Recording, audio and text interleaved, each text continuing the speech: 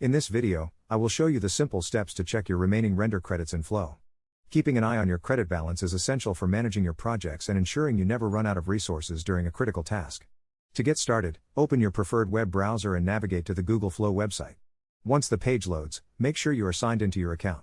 If you are not already logged in, enter your credentials to access your personal dashboard. Look towards the top right corner of the screen where you will see your profile icon or a label indicating your current subscription plan. Go ahead and click on that icon to open a small drop-down menu or account summary. Within this menu, your remaining monthly credit balance will be displayed clearly directly underneath your profile information. It shows exactly how many credits you have left for the current billing cycle so you can plan your next renders accordingly. Knowing this information helps you avoid any unexpected interruptions while you work on your creative vision.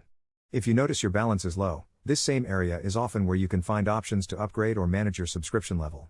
It only takes a few seconds to verify your status whenever you need a quick update. Thank you so much for watching this tutorial. I hope you found it helpful for managing your workflow more effectively. If you enjoyed this guide, please consider giving it a like and subscribing to the channel for more useful tips and tricks. See you in the next one.